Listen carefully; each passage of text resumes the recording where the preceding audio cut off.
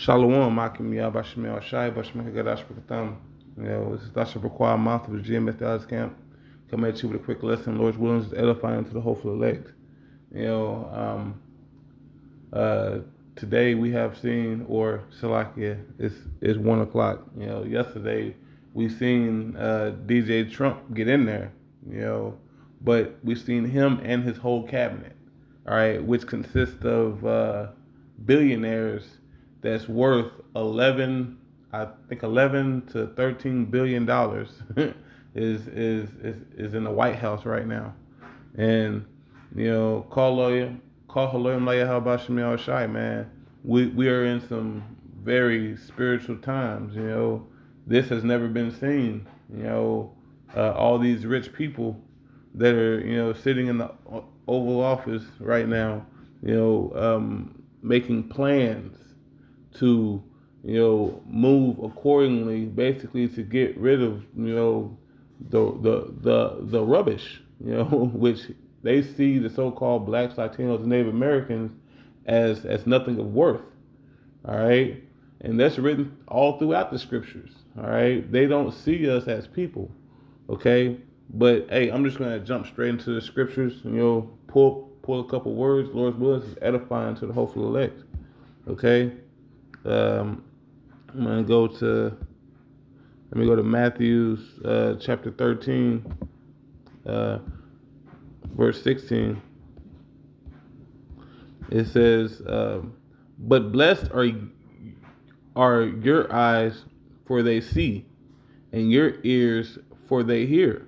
All right, because you're seeing the situational message of today. All right, you're alive to see the end of Esau Edom, pretty much.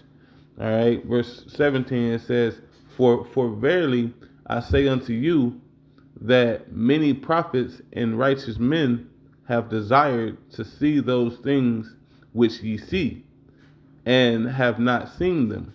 All right.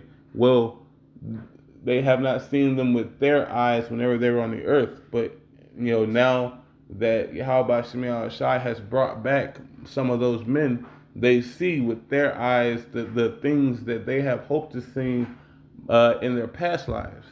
Okay, if I'm saying it correctly. All right, it says, and to hear those things which ye hear. All right, and have not heard them. Okay, because they haven't heard, everything that's about to come to pass. We haven't heard them yet, but through the Spirit, we have read of these things coming to pass on this earth. Okay, DJ Trump getting in there, Nero 2.0, he has gotten into the most powerful office in the whole planet. Okay, and then on top of that, these other people, Elon Musk, and like all these high rich billionaires are now sitting in an Oval Office, surmising, what they're going to do to, cut down the population. Even though Bill Gates isn't in the Oval Office, he has their ear. Okay, these things are coming to pass, and it's all through the Spirit and power of Yahweh Shemiah Shai. Okay, so like I said about Salaki, I said the nigga name by on accident, but William has talked to Trump, on things of dropping the population of the planet down. Okay, and Trump agreed. So now we're here. Now we get to see these things play out. Okay, because whenever and this is something watching TikTok. Whenever we were watching TikTok and TikTok went down, people listened to what the Chinese was telling them about, or the Chinese or Moab, about the situational position that they were living in. Okay, and the Chinese told them that they were living in an oligarchy. or oligarchy, if I'm saying that proper. All right, which they're living in a place where a small group of people control their country or their organization because they see the people in China see America as being a corporation, which a corporation has a president. It has a board of representatives. All right, and you peons are not in power, and you can never get in power, no matter how hard you try.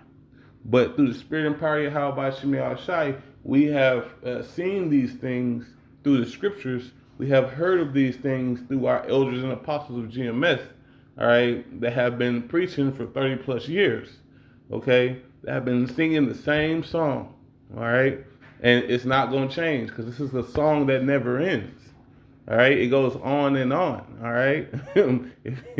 If you were born in the 80s, you understand that, all right. So it's going to continue, okay, and it's never going to stop until Yahweh Shemi Shai puts in place the 144,000 King David, and himself sitting upon the throne with Yahweh Shemi Shai ruling it all, okay. But yeah, so let me continue. Salakia. I'm going to jump to Revelations. Salakia. Revelations chapter 1 and verse 3. It says, blessed is he that readeth, all right? Because the only way that we're going to understand what's going down the pipe in today's time is that we go back to the scriptures to properly understand these things. So Revelations chapter 1 verse 3, it says, blessed is he that readeth, and they that heareth the words of prophecy and keep those things which are written therein, for the time is at hand. All right, for the time is at hand that all these prophecies are going to fulfill themselves and come to pass properly. Okay, and all this is through Yahweh Shemi Shai. So you can never go far enough by praising him. Okay, you can in some ways save your life. All right, if you turn back to the scriptures now, you so-called blacks, Latinos, and Native Americans. Okay, because the doors of repentance is closing. Okay, and because we have a couple more prophecies, and then we add this this dog's vomit, this bullshit, because we're about to see the world collapse upon itself. All right, and it's all through Yahweh Shemi Shai. All right, I'm gonna pull Sirach, chapter 25, verse 7. Come on. It says, there be 9 things which I have judged in mine heart to be happy. In the 10th I will utter with my tongue. It says, a man that hath joy of his children, and he that liveth to see the fall of his enemies. And we are living in a time where we're seeing Esau, come up to a position where he knows he has full authority to implement whatever he desires upon the face of the earth, and it will be with force. All right, but with him having that mindset, all right, a fall is going to happen after that. So blessed is he that liveth to see the fall of his enemies. And Esau, Edom, that's our number 1 enemy. These Hamites are our number 2 enemies. These other nations, these Moabites, Ammonites, Japhites, they are all our enemies because they don't want to see the uplifting and rise of the nation of Israel, and the preaching of Yahweh Shemi Shai openly. Okay, they can't properly discern or understand. Okay, so and with that being said, I'm just gonna pull one more precept and Baba Kushai will bow out. This is Second Ezra, chapter 7. I know it's an oldie but a goodie. Verse 43. It says, "But the day of doom shall be the end of this time." All right, in the beginning of immortality for to come, wherein corruption is past. All right, because we're about to see the fall of our enemy. All right, as we have seen him, I think DJ Trump coined this hegemon that he has compiled as to be a American golden age. All right, and American's golden age has been over for a long period of time. All right, he's in his fall.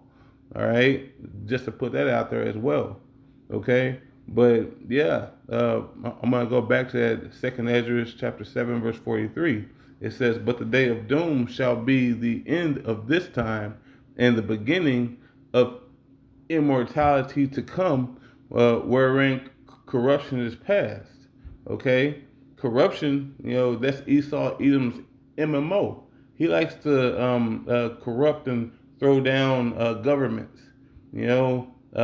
Put someone else in there that he likes. Okay, but how about Shemel Ashai? He's going to put an end to that all. Okay, but hey, I wasn't trying to make this long.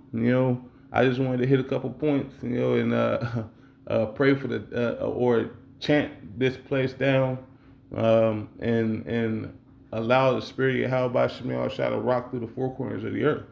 All right, all right. So with that, hey, I want to say shalom and shalom.